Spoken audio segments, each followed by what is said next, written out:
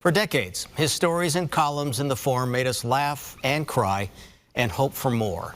Now there is more. Bob Lind passed away just over a year ago at the age of 88. But his folksy and friendly stories are now in book form. As of today, it's called Neighbors.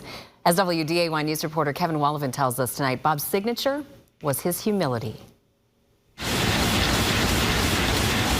On a recent weekday night, the presses started rolling. And it wasn't just any script coming off the machine. The printers at Forum Printing in North Fargo closely looked at the 224 pages of familiar work. Everyone seemed to recognize the stories of Bob Lind. He never wanted the column to be about him at all. He said, it's all about my readers. For just over 50 years, Bob wrote and told stories at the Forum.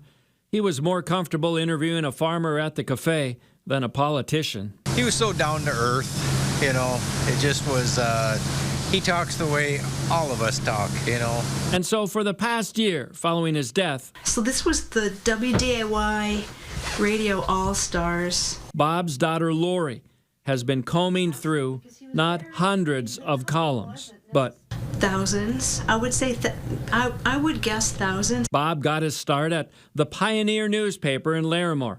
In fact, his daughter Lori today sat at the desk from that newspaper building.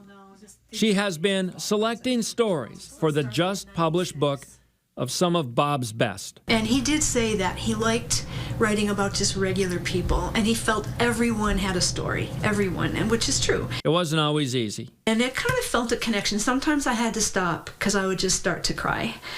Or sometimes I would laugh out loud. It was a variety of emotions.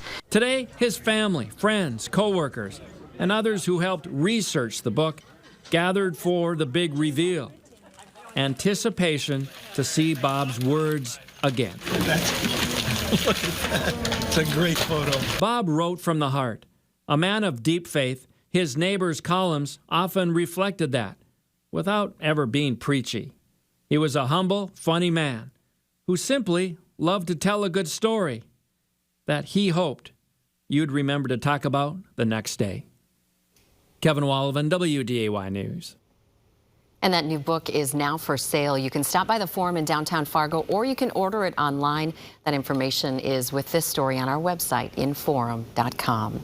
Had such a unique way of capturing the special part of our region's history. Yep. Open the doors and windows to everybody's lives. Yes. And we should all appreciate that.